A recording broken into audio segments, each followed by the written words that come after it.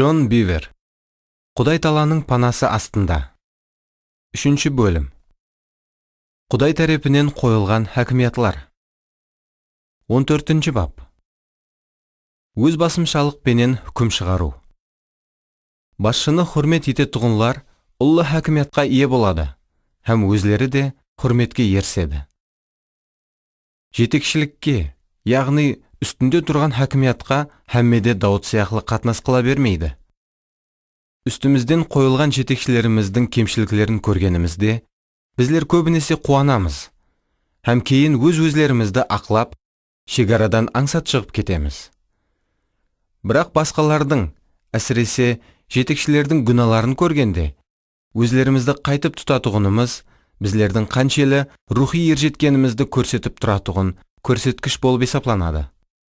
Әне, соның үшін, яғни жүрегіміздің хақиқи халатын ашкара қылу үшін, Құдай өмірімізде жетекшілеріміздің қателесуіне һәм сәтсіздіктерге ұшырауына көп мәрте жол қояды. Нухтың ұлларының бірі менен әне сондай уақия жүз берген. Дұрыс, бірақ нахақ. Су топанынан соң Нух жерді тәрбиялап, жүзім егуге кірісті. Бір сапары ол дым көп шарап ішіп, мәс болып қалады. Һәм өзінің шатырына кіріп, киімлерінің бәрін шешіп таслап, жалаңаш халында ұйықтап қалады. Нухтың кішкене ұлы Хам шатырдың ішіне кіріп, әкесінің жалаңаш жатырғанын көреді. Һәм сыртқа шығып, бұл туралы ажағалары Сам һәм Яфетке айтып береді. Ол бұл туралы тек өз шаңырағына ғана айтады. Бәлкім ол, жігітлер, әкежанымыз мәз, һәм тыр жалаңаш болып ұйықтап жатыр, деген шығар. Я бұндан да жаманырақ іске қол ұрған шығар. Яғни, өзлерінің рухи жетекшісінің тыр жалаңаш жатырғанын көрсету үшін туысқанларын ішке мұрат еткен шығар. Хамның сөздерін есткен Сам менен Яфет бір шапанды иінлеріне таслады да, теріс қарап жүруі менен ішке кіріп, әкесінің жалаңаш денесін шапан менен жабады. Олар еш нәрсені көрмеуі үшін жүзлерін теріс қарай бұрып тұрады. Мәслігі тарқағаннан кейін Нух кішкене ұлы Хамның не істегенін біледі. Сонда Нухтың не дегеніне құлақ салың. Қананға нәлет жаусын. Ол туысқанларының құлларының құлы болсын. Ол және былай деді: Самның Құдай иесіне алғыслар болсын.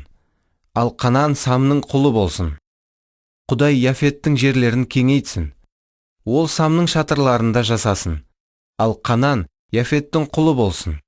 Жаратылыс 9:25-27. Алдыңғы бапларда біздер Құдай хакимиятына бағынбау қандай ақыбетлерге алып келетұғыны хақында сөйлескен едік. Біле тұра қозғалаң шығаратұғынлар нәлет астына түседі. Хам бұл хақиқатлықты қиын жолменен түсінді. Ол әкесі Нухқа хурметсізлікпенен қатынас жасады, һәм сол арқалы Құдайдың әкесіне беріп қойған хакимиятын менсінбейтұғынын көрсетті. Бұл іс-әрекеті Хамның әулядынан нәлет алып келді. Соны да айтып қою керек. Хамның қатесі жүдә ауыр ақыбетлерге алып келді. Ал Нухтың мәс болғаны ұмытылып кетті. Нухтың әдепсіз іс-әрекеті оның 3 ұлы үшін имтихан болып, олардың жүрегінде не бар екенін ашып берген еді. Генже ұлы ақмақ һәм қозғалаңшы болып шықты. Ал үлкен 2 ұлы хурмет һәм мейірім көрсете алатұғын ақыллы болып шықты. Әлбетте, Нух мәс болуы арқалы жаман үлгі көрсетті. Бірақ оның натуры қылығын қол астындағы балалары емес, ал тек жаратқан иенің өзі хүкімете алатұғын еді. Үлкен 2 ұлы бұны түсініп, әкесіне үлкен хурметпенен қатынас жасай берді. Ал 3-шісі әкесінің абырайын түсірді, һәм сол арқалы өз басына бәле арттырды. Оның ойынша, бәле жаман қылығы үшін үстінде тұрған Нухтың басына түсуі керек еді. Сам һәм Яфет әкесінің күнәсіне хәтте қараған да жоқ. Олар әкесінің бұндай халатын басқалардың да, яғни хаяллары менен балаларының да көруін қалемеді. Соның үшін әкесінің жалаңаш денесін шапан менен жапты. Олар әкесін өз орнына қойып, оған деген өз хурметлерін сақлап қалды.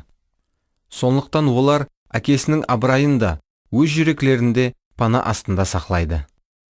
Хам болса, әкесі Нухтың үстінен күледі. Бұл үстінде тұрған адамның жетекшілігіне һәм абырайына дақ түсіруге әрекет етіп атырған адамларды білдіреді. Хам неге еріспекші болды? Ол, Нухтың абырайына дақ түссе, оның хакимиятына бағынбасам да болады, деп ойлады. Бұл жүрегінде сондай құлақ салмаушылық рухы бар әрбір адамға тиесілі. Ол, үстімдегі хакимиятты абырайсызландыра алсам, оған бойсынбасам да болады, деп ойлап, жалған еркінлікке ерісуге талпынады.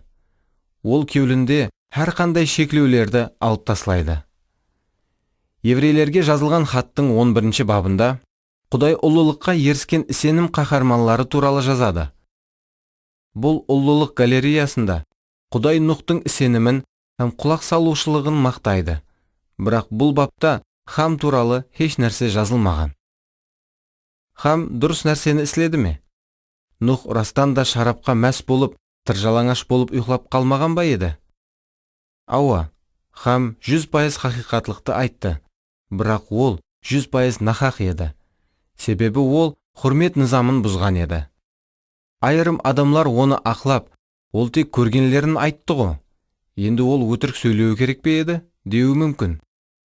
Бірақ құлақ салу һәм құрмет низамы бұның қарама-қарсысы туралы гуалық береді.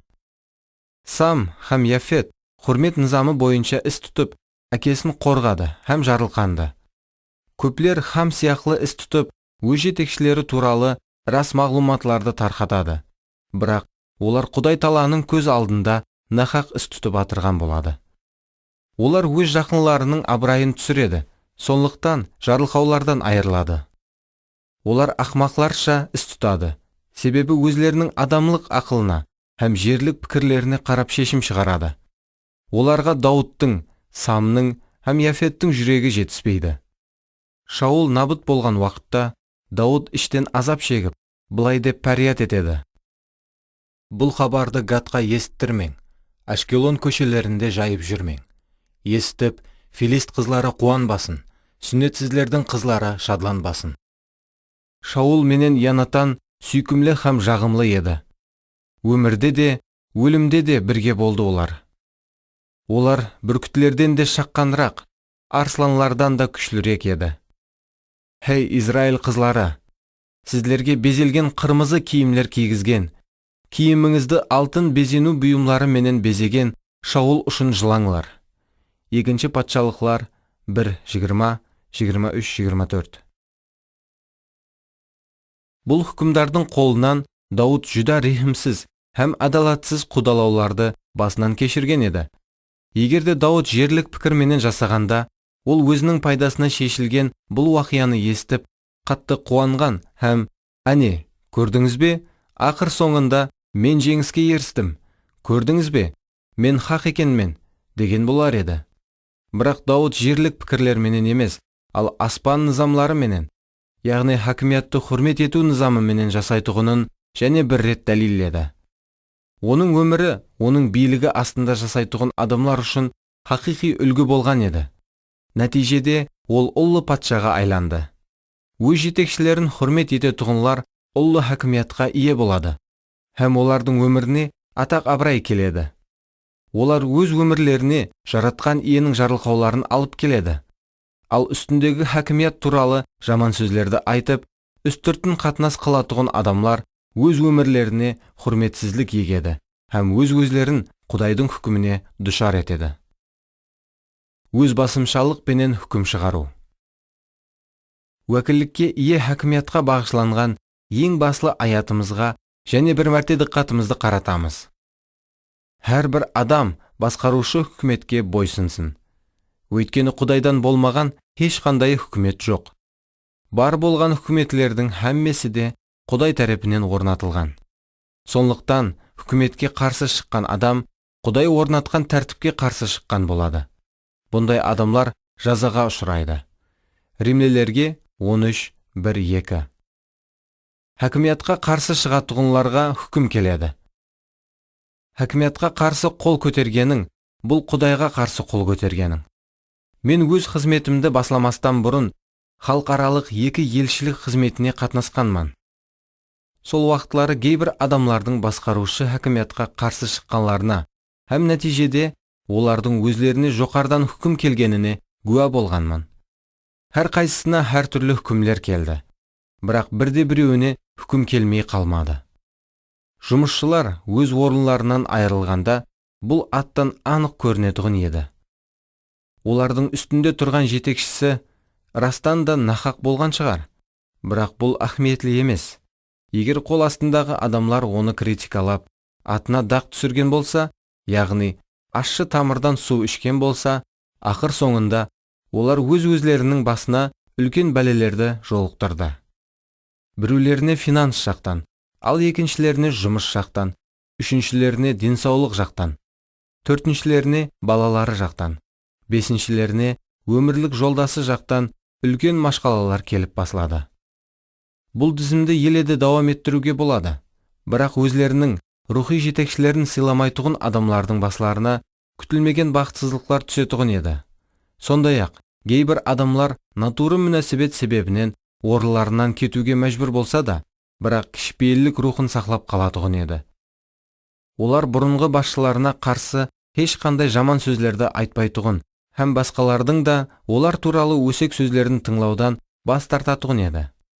Олар бұның орнына оларды жарылқайтұғын, һәм олар туралы гәп кеткенде тек жақсы сөздерді айтатұғын еді. Бұл адамлардың бұлағы Құдай еді. Сондықтан Құдай оларға ғамқорлық қылып, өзі қалеген уақытта оларды көтереді. Мен олардың бұрынғыға қарағанда жақсырақ орынларды иелегенін көрдім. Олардың кейбіреулерін мен арадан 12 жыл өткеннен соң көрдім, һәм сонда мен олардың өмірлерінің жарылқанғанына гуа болдым. Хакимиятқа қарсы сый. Мұқаддес кітап һәм өмір тәжірибем арқалы мен мына низамды көрдім. Билікке қарсы сөйлейтұғын адамлар өз басына Құдайдың хүкімін шығарады. Мариям менен Харонды еслерімізге түсірейік. Муса Хабашстаннан болған хаялға үйленгені үшін Мариям менен Харон оған қарсы сөйледі. Санлар 12:1. Тәслеп, Мариям һәм Харонның кім болғанын көріп шығайық. Мариям Мусаның туысқан ажапасы, яғни ең үлкен ажапасы болады. Мұқаддес кітап оны пайғамбар Мариям деп атайды. Шығу 15:20. Ал Харон Мусаның туысқан ажағасы болады. Құдай оны бас рухани етіп қояды. Солай етіп, біздердің айтып атырған бұл екі шақс белгілі бір орынға һәм хакимиятқа ие белгілі адамлар болады. Олар Мусаны Ибраимның ұрпағынан емес, ал Хабашстаннан болған хаялға үйленгенліктен айыплайды. Оның хаялы Құдай келісім дүзген Израиль халқынан емес еді. Мариям менен Харон Муса африкалы хаялға үйленіп, натуры іс қылды һәм күнә істеді деп ойлайды. Муса олардың жетекшісі болғанлықтан да, олар бұған қатты қауетерленіп қалған еді. Олардың сондай деп ойлағаны дұрыс па еді? Егер жазылған низамға қарайтұғын болсақ, олардың айтып атырғаны хақ еді. Құдай Израиль халқы үшін өзінің еркін аттан анық етіп жазып қойыпты. Басқа миллетлерден қыз алмаң, ал тек Израиль халқынан болған қызларға үйленің. Егер басқа миллетлерден қыз алса, Құдайдың мынадай ескертуі бар. Олар ұлларыңыздың жүреклерін басқа құдайларға қаратады. Бұл бұйрық низамлардың қайталануы кітабында берілген. Соның ұшында Мусаның басқа миллетлі хаялға үйленуі базы қарама-қарсылықтарды келтіріп шығарады.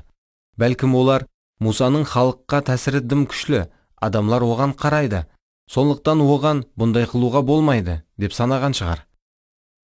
Ітібар берің, бүгін біздерде тек мынадай бір бұйрық қалды. Сенуші емес адам менен некеден өтуге болмайды. Бұл жерлік миллетлерге тиесілі емес, ал тек Құдайдан туылғанына, ямаса туылмағанына байланысты. Галатиялыларға 3:28. Жаңа келісімге муапық һәр түрлі миллет адамлары бір-біріменен ешқандай тосқынлықсыз тұрмыс құра алады. Солай етіп, Мариям һәм Харон дұрыс нәрсені айтып тұрған еді, бірақ соған қарамастан олар хам сияқлы нақақ еді. Муса олардың жетекшісі еді, сондықтан оның адресіне айтылған қалеген айып һәм критика рухи низамды бұзу болып есапланады. Туысқан ажағасы һәм ажапасы ретінде шаңырағы ішінде бұл туралы сөйлесуі мүмкін, бірақ халық арасында өсек тарқату, ямаса жиналыста оның натуры ісі туралы айтысу сөзсіз күнә болып есептелетұғын еді. Олардың өз жетекшісіне қарсы шығуына не себеп болды? Жауапты кейінгі аятта табамыз. Олар жаратқан ие тек ғана Муса арқалы сөйлеген бе еді? Ол біздер арқалы да сөйлеген жоқ па еді? Деді. Жаратқан ие олардың бұл сөзлерін есітті. Санлар 12:2. Жаратқан ие олар арқалы сөйлеген жоқ па еді? Сөйлегеніне күмән жоқ. Құдай Харонды сөзге шешен һәм пайғамбар деді. Харон Құдайдың сөзлерін фараонға жеткізген еді. Құдай Мариямнан да пайдаланды. Израилылар Қызыл теңізден өткенде ол пайғамбаршылық қосық айтады. Һәм бұл қосық мұхаддис кітапта бүгінгі күнге дейін сақланып қалған. Олардың екеуінде де анық рухи сыйлар бар еді. Бірақ олар сол рухи сыйларын үстіндегі хакимияттан да жоғары қойған уақытында олар үлкен қатеге жол қойған еді. Олар Мусаның қателескені аттан анық, ал біздер бұл жерде бәрін дұрыс іследік. Құдай бәрімізден де бірдей пайдаланып атыр. Солай екен, Муса артық біздердің рухи басшымыз бола алмайды, деп шешкен еді. Құдай олардың үстінен Мусаға рухи хакимият беріп қойған еді. Ал олар болса, өз рухи сыйларына беріліп, өзлерін Құдай қойған биліктен де жоғары қойып жіберді. Жаңа келісімде болса, Павел былай деп жазады. Әрқилы рухи сыйлар бар, бірақ оларды беретұғын мұхаддис рух біреу. 1 Коринфилерге 12:4. Осы һәм басқа да аятлар рухи сыйларды мұхаддис рухтың беретұғынын айтады. Айырым сыйлар басқару қабілетін, үйрету қабілетін, үлестіруші болу мейірімін, ямаса пайғамбаршылық ету қабілетін береді. Сондай-ақ шипа беру сыйлары, рухларды айырып білу һәм караматлар іслеу сыйлары да бар. 1 Коринфилерге 12:7-10, Римлілерге 12:6-8. Павел былай деп давам етеді. Әр түрлі қызметлер бар, бірақ біздер қызмет ететұғын иеміз жалғыз. 1 Коринфилерге 12:5. Грек тіліндегі түп нұсқасында қызметлер деген сөз диакония деген сөз. Тайыр сөзлігіне бола, бұл сөз елшілер шөлкемін басқарушы, сондай-ақ пайғамбарлар, хошхабаршылар, ақсақаллар һәм басқалар деген мәністі аңлатады. Әпуәй сөзбенен айтқанда, бұл сөз жамаат ішіндегі рухи хакимиятқа ие 5 шөлкемді білдіреді. Бұл аятта біздер бұл шөлкемлердің һәммесінің үстінде жаратқан иенің тұрғанын көрсек болады. Бұны басқа бір аятта да тастиқлайды. Масих қайта тірілгеннен соң Павел былай деп жазады.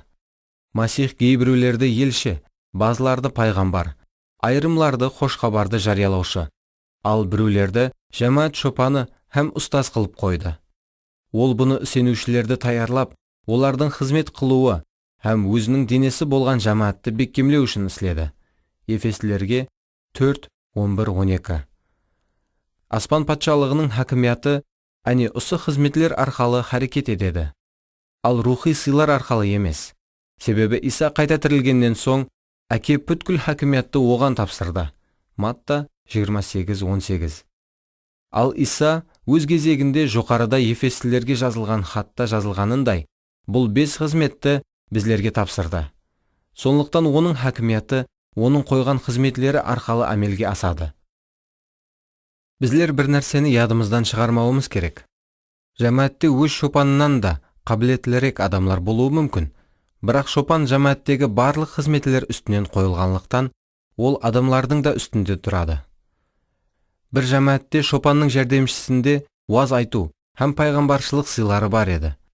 Оған берілген Құдайдың сыйы соншелі дәрежеде көзге түсіп тұратұғын еді. Ол қай жерге барып уаз айтса да, адамлар оны тыңлауға толып келетұғын еді. Хаптесіне бір рет ол дуа ету қызметін де алып баратұғын еді. Һәм ол жерге де көп адамлар келетұғын еді. Ол кем-кемнен атақлы болып бара берді. Ол қанша белгілі болған сайын, ең аға шопанды һәм оның жамаатты қалай алып бара батырғанын сонша еркін критикалай баслады. Ол шопанның жамаатты қалай алып бара батырғаны мұхаддис рухтың харекетін шекаралап атыр, деп адамларға өз ойын еркін бөлісе баслады. Оның критикалау рухы шопанның басқа жәрдемшісіне де жұқты. Арадан біраз уақыт өтіп, Олар біргелікте дуа ету қызметін алып бара бастады. Бір сапары шопан олардың алып барып атырған сол қызметіне арттан білдірмей келіп, артқы қатарлардың біреуіне келіп отырады. Шопан онан алдын оларға қызмет уақытында мынадай нәрсе қылмаңлар деп олардан ілтимас қылған еді. Бірақ шопан олардың құлақ салмай, тап сондай етіп алып барып атырғанын көреді. Олар жәмәат үшін, қала үшін һәм құтқарылмағанлар үшін тәуелділік етудің орнына, олар адамларды басқаша дуаларға жетелеп атырған еді. Егерде залда кімдір оларға, меніңше, біздер бұндай етіп дуа етпеуіміз керек десе, олар ол адамды дәрхал хүкім ететұғын еді. Сонда адамлар не қыларын білмей даудырап қалар еді. Олардың екеуінде де жүдә күшлі сыйлар бар еді. Бірақ олар жамаат жетекшісіне бағынбады. Олардың қылмысы жүдә үлкен еді. Бірақ Құдайдың оларға беріп қойған пайғамбаршылық һәм уаз айту сыйлары астында олардың қылмысы көзге көрінбей қалатұғын еді. Көрдіңіз бе? Егер біздер адамларды сыйларына қарап бақалайтұғын болсақ, онда біздер Мариям һәм Харон сияқлы аңсат қозғалаңшы рухтың торларына түсіп қаламыз. Құдай майлануды һәм сыйларды өзінің халқы үшін береді. Бірақ біздер ешқашан қызметкерлерді олардың сыйларына қарап бақаламауымыз керек. Ал өмір тәрізіне, характеріне қарап бақалауымыз керек. Хүкім арқалы құлақ салуға үйрену. Муса жер жүзінде жасайтұғын барлық адамлардың ішінде ең кішіпейіл адам еді. Жаратқан ие күтілмегенде Муса, Харон һәм Мариямға үшеуіңіз ұшырасу шатырына барың, деді. Үшеуі де шатырға барды. Санлар 12:3-4. Бұл аяттан біздер соны көреміз. Кішіпейілік Құдайды разы ететұғын қасиет болып, ол жаратқан иеге ұнайтұғын барлық қызметкерлерде болуы шарт болған характер. Муса жер жүзіндегі ең кішіпейіл адам болады. Бірақ Мариям менен Харон бұндай деп ойламайды. Олардың суретлеуінше Мусаның характері біраз басқаша. Муса өзіне көп алып жіберді. Ол біздердің оны соншелі құрмет етуімізге лайықлы емес. Күтілмегенде жаратқан ие олардың үшеуіне де ұшырасу шатырының алдына баруы керектігін айтады. Кей уақытлары хүкім күтілмегенде келеді. Олар кетіп баратырғанда, бәлкім Мариям Харонға ымлап, «Таярлана бер, Муса шетелі хаял аламан» деп, өз бақытын қолдан шығарып қойды. Құдай енді сені жетекші қылып қоймақшы. Себебі сен бұндай натуры іске қол ұрмай, хақ болып қалдың, деген шығар. Бұндай қате ой пікірлер біздердің басымызда қашан пайда болуы мүмкін? Мариям һәм Харон сияқлы үстіміздегі билікке қарсы шыққан уақытымызда. Себебі сол арқалы біздер өмірімізге азғырушы рухлардың хұжым етуі үшін ескілерді ашып қоямыз. Әлбетте, кейін Мариям менен Харонның күткеніндей болмады. Құдай Таала Харон менен Мариямға алдыға шығуды бұйырды. Құдай оларға Мусаның кім екенін, оған бүткіл халқын ісеніп тапсырып қойғанын, оның менен аян түслер арқалы емес, ал жүзбе-жүз сөйлесіп, Мусаға өз бейнесін көрсететұғынын еслетеді. Кейін жаратқан ие олардан деп сұрайды. Сондай болса да, құлым Мусаға қарсы сөйлеуден қорқпадыңлар ма? Санлар 12:8. Біздер үстімізде тұрған жетекшіні айыплаған, ямаса критикалаған уақытымызда, біздер өзлеріміздің Құдайдан қорқпайтұғынымызды көрсетеміз. Сол уақытта не жүз бергеніне қараңлар.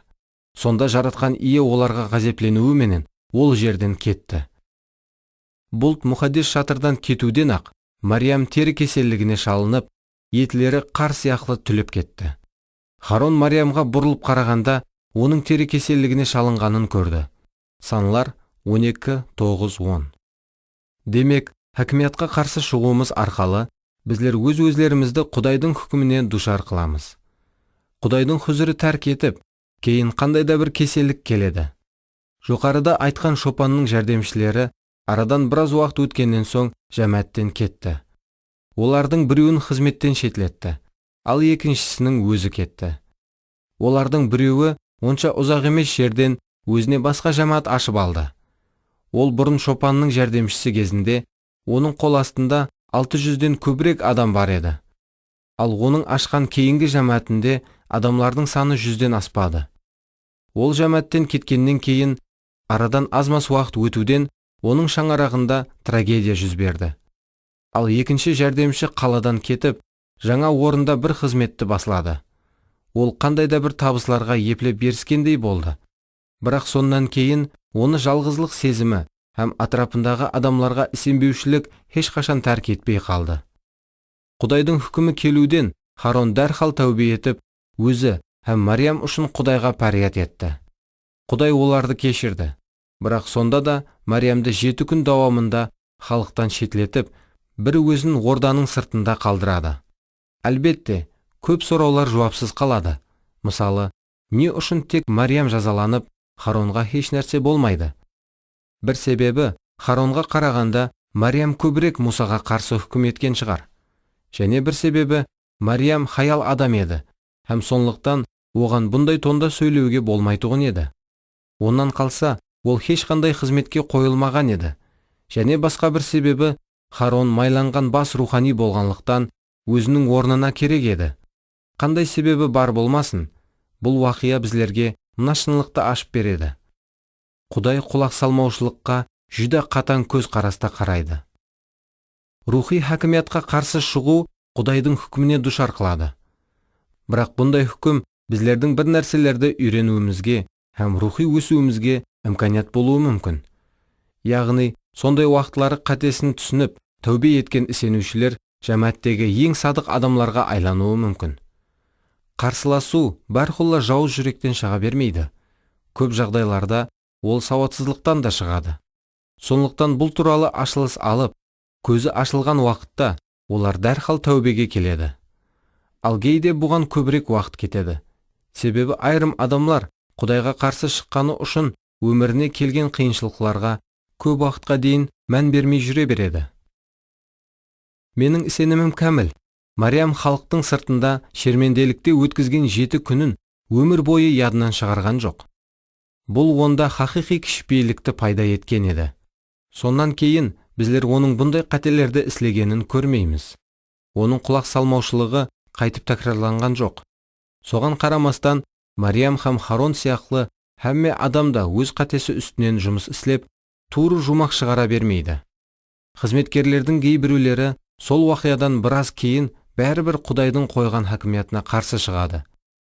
Тәубе етпейтұғын жүректері себеплі олар мәңгілік хүкімге душар болады. Не үшін сіздер өзлеріңізді басқалардан жоғары қоясыз? Сол уақиядан кейін 3 қызметкер Леби ұруынан Қорах һәм Рубен ұруынан Датан менен Абрам бірігіп, Мусаға һәм Харонға қарсы қозғалан көтереді. Олар атрапына жамиет сайлаған Абрайлы 250 басшыны жинайды. Олар бірге Муса һәм Харонның алдына барып, былай дейді: Сіздер жүдә хәддіңізден асып кеттіңіз. Хәммеміз жаратқан иенің мұхаддес жамиетінің ағзалары емеспіз бе? Ол хәммеміздің арамызда жасайды. Солай екен, сіздер не үшін өзлеріңізді жаратқан иенің жамиетінен үстем қоясызлар? Санлар 16:3. Әпуәй тілменен айтқанда, халық басшылары болған бұл адамлар Муса һәм Харонның алдына барып: «Хей жігітлер, сіздер өзлеріңізді кім деп ойлап кеттіңлер? Өзлеріңізді дым жоғары қойып жібердіңлер. Біздердің бәріміз де Құдайдың халқымыз. Сондықтан сіздердің көмегіңізсіз-ақ Құдайдың көрсетпелеріне бағына аламыз», дейді.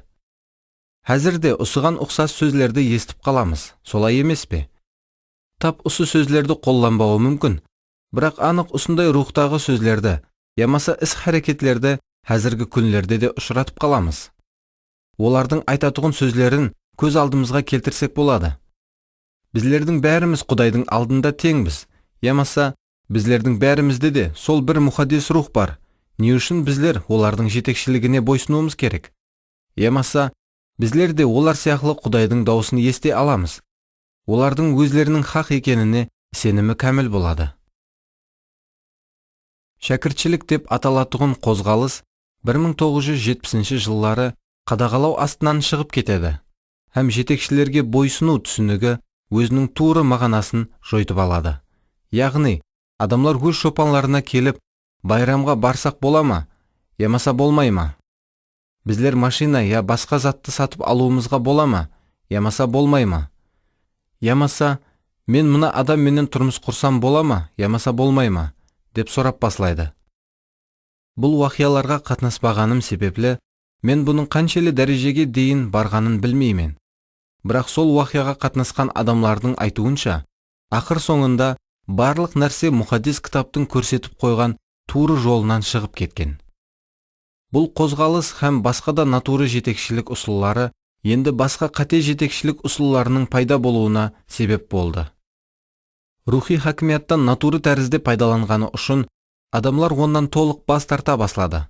Соның себебінен бір жәмәттен екінші жәмәтке, бір конфессиядан екінші конфессияға көшіп жүре беретұғын еркін суретшілер һәм рухи диваллар пайда болды. Олар өзлеріне мінсіз шопанды елі таба алмаған сылтау етіп, әр қашан жаңа қызметлер, ямаса жаңа жәмәтлер баслауға харекет етеді. Бұндай іс-харекетлер низамсызлықтың сырлы күшлерінің жайылуына өз үлесін қосты. Павел бұл туралы біздерді ескерткен еді. Мусаға қарсы қозғалан көтерген адамлар алдын фараонның қатаң хүкімдарлығы астында болған еді. Кейін Муса пайда болды. Оларға Мусаның хакимияты да хадден тысқары болып көрінді, бірақ басқаша мәністе. Уақыты Мусаның себебінен хәтте фараонның уақытындағыдан да қиынырақ жағдайлар болып тұратұғын еді. Бәлкім олар, біздер Мысырдан кеттік, һәм фараонның хүкімдарлығы астынан құтылдық. Енді біздерге Мусаның керегісі жоқ. Біздер хакимиятқа бойсынудан шаршап кеттік. Енді біздер еркінлікке шықтық. Әр қайсымыз енді қалеген жағымызға бара аламыз. Біздердің бәрімізде Құдайға тиесіліміз. Ал мына адамлар біздердің ауырмалықларымызды қайтадан көбейтуге ұрынып атыр, деп ойлаған шығар. Сондықтан 250-ден көбірек адам бірігіп Мусаға қарсы шықты. Өз саяхатларым уақытында мен осындай спектакльлерге көп мәрте гуа болғанмын. Бизнесмендер, тәуелдеші топарындағы адамлар, консультация алып барушылар һәм басқа да топарлар жәмәт ішінде өз шопанына қарсы біргеді. Олар, біздер Құдайды есте аламыз, ал шопанның құлақлары керең, деп ойлайды. Егер де олар өзлерінің ішіне негізінде қандай жауыз рухтың кіріп кеткенін білгенде ме еді? Рухи хакимият Құдай тарапынан қойылады. Алдын айтқанымдай, біздер рауажланған батыс елдерінің бұқаралары болғанымыз үшін аспан патшалығының қағидаларын өзлестіруіміз қиынға соғады. Біздер еркін базар экономикасына ие демократиялық жәмиетте жасап атырмыз. Біздердің низамларымыз Құдай патшалығының низамларынан жүдә үлкен парқ қылады. Патшалықта оның патшасы бар болады, һәм ол алдыңғы патшаның мирасқор баласы болып туылғанлықтан патша етіп қойылады. Ал демократиялық үкіметке ие елдерде патшаны халық сайлайды. Еркін іс-білерменлік дізімде болса, тек хакимиятқа ұмтылатұғын адам емес, ал көп пұлларға, қабілетлерге, тәсірге һәм талантларға ие адам жетекші болады. Бірақ Құдай патшалығының дізімі бұндай емес. Құдай патшалығында жетекшілер қойылады. Иеміз Исаның өзі әр түрлі қызметкерлерді қояды. Жаратқан иеден басқа ешбір адам өзі қалеген адамын Құдай патшалығындағы жоғары хакимиятқа қоя алмайды. Жаратқан ие бұны өзінің рухы арқалы әмелге асырады. Құдай тала қоймаса да, егер біздер өз-өзлерімізге бұл хакимиятты алсақ, біздер өз-өзлерімізді жоғары көтеріп атырған боламыз. Кейде айырым шақырылған адамлар да сондай қатені жіберіп қояды. Яғни, Құдай оларды елі қызметке қоймастан алдын, олар өз-өзлерін сол қызметке қояды. Павел біздерді былай деп ескертеді. Құдайдың маған берген мейірімнен пайдаланып, хәммеңізге айтып атырман. Өзіңізді шектен тыс жоғары бақаламаңлар. Римлілерге 12:3.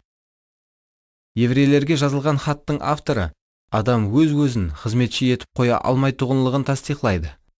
Ешбір адам бас рухани болу мәртебесіне өзлігінен ерсе алмайды. Тек Харон сияқлы Құдай тарапынан шақырылса ғана ерсе алады. Сол сияқлы Масихта бас рухани болу мәртебесіне ие болу үшін өзін өзі ұлылаған жоқ. Ал оған, сен менің ұлымсаң, бүгін мен саған әке болдым, деген Құдайдың өзі оны осы мәртебеге ерістірді. Еврейлерге 5:4-5. Хәтте Иса өзін өзі жетекшілік орынға қойған жоқ, ал әке оны қойды. Павелдің өзі туралы не дейтұғынына қараңлар. Иса Масихтың құлы болған, елшілікке шақырылып, Құдайдың хош хабарын жариялау үшін таңланған мен, Павелден сәлем. Римлілерге 1:1. Ол алдын шақырылып, кейін таңланғанлығын айтады. Павел дүние жаратылмастан бұрын елшілікке шақырылған. Бірақ ол құтқарылудан дәрхал елші етіп қойылған жоқ. Ол дәслеп сынақ дәуірінен өтеді, һәм Антиохиядағы жамаат жетекшілеріне бағынады. Бұл бірнеше жыл давам етеді. Ол өз тәжірибесінен келіп шыққан халда төмендегі насиятты жамаат жетекшілеріне жазып қалдырады. Бұл қызметкерлер де дәслеп сынақтан өтуі лазым. Егер айыпсыз болса, қызметке қойылсын. 1 Тимофей 3:10. Павелдің өмірі біздер үшін мұхаддис кітаптың көрсеткен үлгісі болды. Ол дәслеп жәрдемшілік қызметінде жүреді, һәм өз садықлығын сынақлар арқалы дәлелдеп көрсетеді. Сол арқалы ол келесі мұғалімлік дәрежесіне көтеріледі. 2 Тимофей 1:11. Елшілер 13:1. Қызметкерлердің қызметлері һәм орынлары туралы Құдайдың тәртібі төмендегі аятта ашылады. Құдай сенушілер жамаатінде біріншіден елшілерді, екіншіден пайғамбарларды, үшіншіден мұғалімлерді, соңынан басқаларға жәрдем берушілерді, жақсы шөлкемлестірушілерді, һәм басқа тілдерді сөйлейтұғынларды тайынлады. 1 Коринфилерге 12:28. Павел тек жәрдем беруші сыпатында ғана емес, ал мұғалім сыпатында да сынақтан өтеді. Құдайда өз қызметкерлерін еледе жоғарылау басқышқа көтеру үшін тәртіп бар. Келесі аятта біздер бұл тәртіпті және көреміз. Антиохиядағы сенушілер жамаатінде пайғамбарлар һәм мұғалімлер бар еді. Олар Барнаба, негр деп аталатұғын Шимон, Киренелі Луки, өлке патшасы Хиродпенен бірге тәрбияланған Манаим һәм Саул. Елшілер 13:1. Кейінірек Павел деп аталатұғын Саул бұл жерде Антиохия жамаатының мұғалімлері һәм пайғамбарлары арасында келтірілген. Тимофейге жазылған бірінші хат 2:11. Тимофейге жазылған бірінші хат 2:11 арқалы біздер оның пайғамбарлар арасында емес, ал мұғалімлер арасында болғанын көреміз. Жоғарыдағы аяттың ізін оқимыз.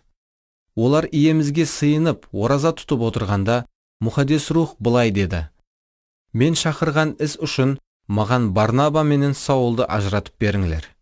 Елшілер 13:2. Мұхаддис рух оларға былай деді: Енді маған ажыратып беріңлер. Уақыт келген еді. Мұхаддис рух бір хапте бұрын, ямаса 3-4 күн бұрын айтқан жоқ. Ал анық уақыты келгенде айтқан еді. Тап сондай, жаратқан ие ажыратылуы тиіс болған мүддетті һәм адамларды өзі белгілейді. Көп жылдар давамында Павел өзінің елшілік қызметке шақырылғанына сенімі кәміл болып жасады.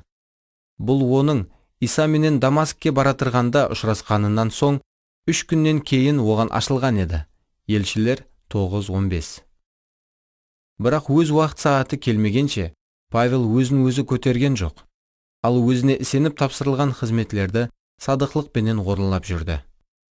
Жаратқан ие Павел қызмет етіп атырған жамааттың жетекшілерінен пайдаланды.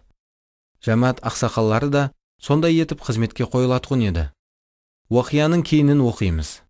Солай етіп, олар ораза тұтып, дуа еткеннен соң, Барнаба менен Саулдың үстіне қолларын қойды, һәм оларды жолға шығарып салды.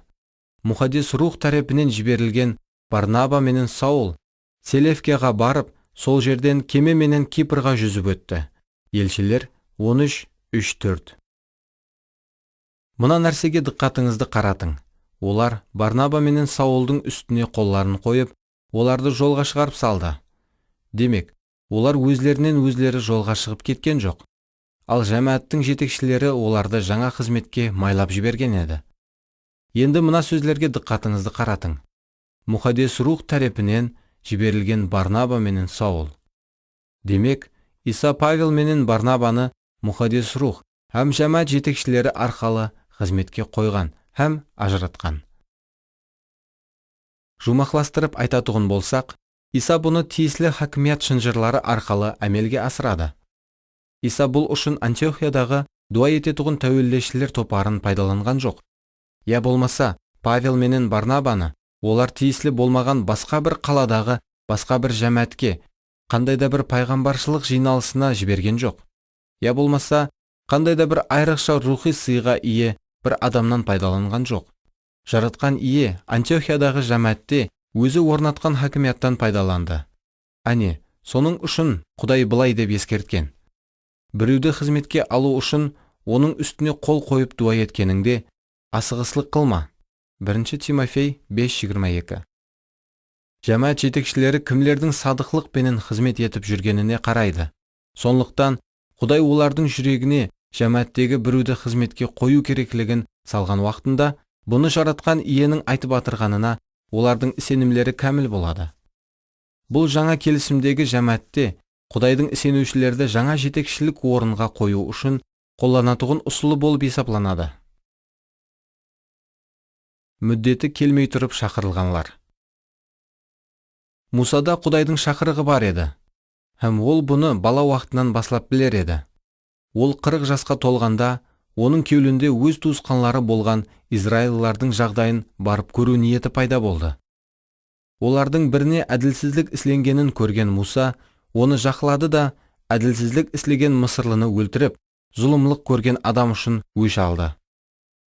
Ол, Құдайдың мен арқалы өзлерін құтқаратұғын туысқанларым түсінер деп ойлаған еді. Бірақ олар түсінбеді. Ертеңіне Муса төбелесіп атырған екі израильлыны ұшыратып қалғанда, оларды жарастырмақшы болып: «Жігітлер, сіздер туысқансыз ғой, неге бір-біріңізге жәбір беріп атырсызлар?» деді. Бірақ жақынына жәбір берген адам Мусаны итеріп жіберіп: «Кім сені біздердің үстімізден басшы һәм қазы қылып қойды?» Елшілер 7:23-27. Мусаның хакимиятын өз халқы тән алмайды, ал ол оларды құтқаруға шақырылған еді. Израильлі бір адам кейінірек Қорах, Датан һәм Абрам айтқан сөздерді оған айтады: «Кім сені біздердің үстімізден басшы, ямаса қазы етіп қойды?» Бірақ бұны айтқан адам кейін Құдайдың хүкіміне душар болмайды. Себебі бұл уақытта Муса елі жетекшілікке қойылмаған еді. Құдайдың шақырығы оның жүрегінде бар болса да, Құдай оған елі хакимият бермеген еді. Не үшін бұл адамлар шөлстанда сондай ашу ғазеппенен Мусаға қарсы күшлі қозғалаң көтерді? Менің ойымша, олар Мусаның үстінде Құдайдың хакимиятын көрді. Ал бұл оларға ұлыма жақпады. Бұны Құдайдың айтқан сөздері тастиқлайды: «Муса, бұл адамлар саған қарсы емес, ал маған қарсы бас көтерді». Бүгінгі күнде де бұндай жағдайлар менен жүдә көп мәрте дусласуымызға тура келеді. Хақиқаттан да Құдайдың хакимиятына ие адамлар көп мәрте атрапымдағы адамлардың қарсылықларына дус келеді. Себебі адамлар негізінде жоғарғы хакимиятқа қарсы шығады. Өз-өзіңді қызметке қою алдамшы һәм жүдә қауіплі. Қорах, Датан һәм Абрам Мусаға қарсы қозғалаң көтергенде, Муса әлі қашан Құдай тарапынан қызметке қойылған жетекші еді. Һәм оның билікке ие екенлігіне дәлелдер һәммеге аттан анық еді. Ал бұл қозғалаңшылар өз-өзлерін көтергенлер һәм өз-өзлерін хақ етіп көрсетуге ұрынған менменлер еді. Олардың келтірген дәлелдері қозғалаңның алдамшы һәм қауіплі түріне кіретұғын еді. Не үшін алдамшы? Себебі олар елеге шекем, біздер Мусаға қарсы шығуымыз арқалы Құдайға қызмет етіп атырппыз деп сенетұғын еді. Сол 250 жетекші біздер тек Муса менен Харонға қарсы шығып атырппыз деп өз-өзлерін сендірген еді. Олар сол арқалы жаратқан иеге қарсы қозғалаң көтеріп атырғанлығын білген де жоқ. Өйткені олардың жаратқан иеге қызмет еткісі келетұғын еді. Олар Құдайдың кейбір іслеріне нәзерлерін қаратқан жоқ. Олар Мусаның үстінде тұрған Құдайдың хакимиятын да байқамай қалды. Сондықтан олар Мусаға қарсы шығуымызға болады деп ойлады. Не үшін қауіплі еді?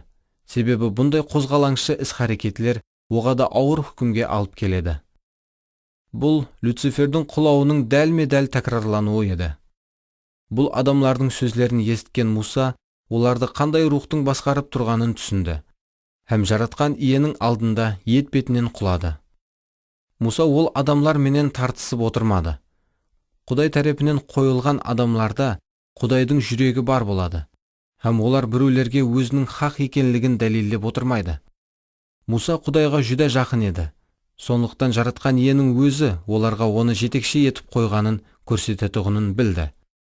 Муса былай деді: Израильдің Құдайы сіздерді Израиль халқы арасынан айырып алып, жаратқан иенің мұқаддес шатырындағы қызметті орындауыңыз үшін өзіне жақынластырды. Және де жәмиеттің алдында тұрып, оларға қызмет етуіңіз үшін сіздерді таңлап алды. Бұлардың барлығы сіздерге азлық қылды ма? Қорах, жаратқан ие сені һәм бүткіл Леви туысқанларыңды өзіне жақынластырған болса, бұл жетпегендей, енді сіздер руханилікті де қалеп атырсызлар ма? Хей Қорах, сенің һәм шеріклеріңнің бұндай етіп жиналуы Харонға емес, ал жаратқан иеге қарсы шығуыңызды білдіреді. Санлар 16:9-11. Оларға өзлеріне ісеніп тапсырылған қызмет кемлік қылып, өз-өзлеріне үлкенірек қызметті алуға ұрынып атырған еді. Бірақ күтілмегенде олар Құдайға қарсы тіл біріктірген адамларға айланып қалды. Олар қолға кіргізуге ұмытылып атырған хакимияттың жоғары дәрежесі Құдай тарапынан оларға берілмеген еді. Муса оларға былай деді: Хей лебилелер, сіздер хәддіңізден асып кеттіңіз. Санлар 16:7. Басқа аудармасында Хей лебилелер, сіздер өзлеріңізге дым көп алып жібердіңлер деп аударылған. Олар өз өжеттілігінен қайтпайтұғыны мәлім болудан-ақ, жаратқан ие Мусаға былай деді: Жәмиетке Қорах, Датан һәм Абрамның шатырларының атрапынан кейін қарай шегініңлер деп айт. Муса орнынан тұрып, асығыслық пенен Датан һәм Абрамның шатырларына кетеді. Ол халыққа былай дейді: Қорахтың, Датанның һәм Абрамның шатырларынан ұзақласың. Бұл жаман адамлардың шатырларынан ұзақласың. Олардың ешбір затына қол тегізбең. Болмаса, олардың күнәсі себеплі сіздерді жоқ боласызлар. Солай етіп жәмиет Қорах, Датан һәм Абрамның шатырларынан ұзақласып тұрды. Датан менен Абрам хаяллары һәм балалары менен бірге сыртқа шығып, шатырларының алдында тұрған еді. Сонда Муса былай деді: Бұлардың барлығын іслеуім үшін жаратқан иенің мені жібергенін, мен өзлігімнен бір нәрседе іслемегенімді мынадан біліп аласызлар. Егерде бұл адамлар өз әжелі менен һәмме адамлардың басына түсетұғын өлім менен өлсе, онда біліп қойың, жаратқан ие мені жібермеген болады. Бірақ жаратқан ие әдеттен тыс бір нәрсе іслесе, жер жарылып, оларды һәм оларға тиесілі әрбір затты жұтса, һәм олар өлілер мәканына тірілей кіріп кетсе, онда бұл адамлардың жаратқан иеге хөрметсізлік қылғанын біліп аласызлар. Муса осы сөзлерін айтып болар болмастан, Датан һәм Абрамның аяқ астындағы жер жарылып кетті. Жер жарылып, оларды, олардың шаңырақларын, Қорахтың шеріклері менен мал мүлкілерін жұтып жіберді. Солай етіп, олар бар мал мүлкі менен бірге тірілей өлілер мәканына кіріп кетті. Жер жауылып, олардың үстін қаплап таслады, һәм олар жәмиеттің арасынан жоқ қылынды. Олардың бақырысқан дауысларын есткен атраптағы израилылар, жер біздерді де жұтып жібермесін, деп жан-жаққа қашып кетті. Сол уақытта жаратқан иенің жіберген оты хош иіслі затларды түтетіп тұрған 250 адамды жағып, жоқ қылып жіберді. Санлар 16:24-35. Бұл адамлардың басына оға да қорқынышлы хүкім келген еді. Бұл жан түршіктіретұғын хүкім біздерге екі шынлықты ашып береді. Һәм бұл шынлықлар біздерді есімізге келтіріп қояды. Біріншіден, бұл адамлар Құдайға қызмет етіп атырғанына шын жүрегіменен ісенетұғын еді. Ал бірақ олар Құдайға қарсы қозғалаң көтеріп атырған еді. Екіншіден, жаңа келісімде елші Яхуда соңғы күнлердегі жамаатлерде сондай адамлардың болатұғынын ескертеді. Сол сияқлы араңызға кірген бұл адамлар да қиялпаразлыққа беріліп, өз денелерін ыпласлайды, һәм Құдайдың бийлігін менсінбей, періштелерді мазақ етеді. Яхуда 1:8. Кейін ол былай дейді: Олар хәсірет шегеді, өйткені Каинның жауыз жолы менен бармақта. Олар Корей сияқлы қозғалаң көтеріп, набыт болады. 11 аят. қозғалаң жұқпалы болады. Бұл бапта бір-бірінен бөлек болған екі қозғалаң туралы гәп кетеді. Біріншісі Қорах, Датан һәм Абрам басшылығындағы 250 жетекшінің қозғалаңы. Екіншісі соның ертеңіне жүз береді.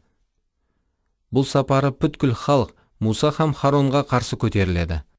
Олар Муса һәм Харонды қоршап алып, былай дейді: Жаратқан иенің халқын сізлер өлтірдіңдер. Санлар 16:41. Әлбетте, бір күн бұрын болған жан түршігерлік уақия оларға қатты жаман тәсір еткен еді. Бірақ олар барлық бақытсыздықтар үшін Мусаны айыплай бастады. Қозғалаң рухының тәсірі сондай дәрежеде күшлі болады.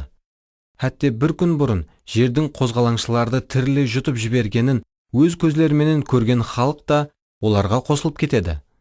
Қозғалаң басланғанда оның ақыбеті қаншелі дәрежеде қауіплі екені адамларға көрінбей қалатұғынға ұқсайды. Қауетерлісі, бұндай уақиялар қазіргі уақытларда да жүз беріп тұрады. Халық Муса менен Харонға қарсы қозғалаң көтерген уақытта Құдай оларға соншелі дәрежеде ғазепленді. Хәтте олардың барлығын өлтіріп жібергісі келді. Бірақ Муса менен Харон халық үшін оның алдында тәуелділік етті. Нәтижеде халық құтқарылды. Бірақ жаратқан иенің жіберген оба кеселі халық арасында тарқалып, 14700 адамды бұл дүниядан алып кетті. Алдыңғы күні жүз берген жоғалту менен салыстырып отырудың да керегісі жоқ. Хей Құдайдың халқы, менің ескертуіме құлақ салың. Қозғалаң жұқпалы һәм набыт қылатұғын дәрежеде қауіплі болады. Мұхаддес кітап Құдайға қозғалаң ұнамайды деп айтпайды. Ал Мұхаддес кітап Құдай қозғалаңды жек көреді деп тастиқлайды. Құдайдың қозғалаңға деген көзқарасы жүдә қатал. Люцифер қозғалаң көтергенде, оған аспанды тәрк етесіз бе деп iltimos еткен жоқ. Ал оны жерге жылдырымның тезлігіндей күшлі пәтпенен лақтырып таслады. Лука 10:18. Қозғалаңшыларға еліклеме. Бұл өлімге алып баратұғын жол. Әне, сол себептен Павел Рим жәмәтіне жазған хатын мынадай сөздерменен жұмақлайды. Туысқанларым, сіздерге жалбарынамын. Өзлеріңізге үйретілген талиматқа қарсы шығып, алауыздық һәм азғыру алып келетұғын адамлардан сақ болып, олардан аулақ жүріңлер. Себебі бұндай адамлар иеміз Масихқа емес, ал өз қарныларына қызмет етеді. Олар сада адамларды майлы тіл һәм жағымпазлық сөздеріменен алдайды. Римлілерге 16:17-18. Бұл бапқа менің де жұмақлаушы сөзлерім сондай болады. Бәлкім, бұл сөзлер сізде қуаныш һәм жігер пайда етпеуі мүмкін, бірақ сіздің өміріңізді құтқара алуы мүмкін. Есіңізде тұтың, бұл хақиқатлық дәрісі. Сондықтан оны қабыл ету ашшы болуы мүмкін. Бірақ қабыл еткеніңізде біраз ашшы болғанымен, кейін ол сені көп ғана бәлелерден сақлап қалады. Бұл сөзлер арқалы Құдайдың сүйіспеншілігін көре алуыңыз үшін дуа етемін. Құдай сіздің қауіпсіздігіңізді ойлап, сізді ескертіп атыр.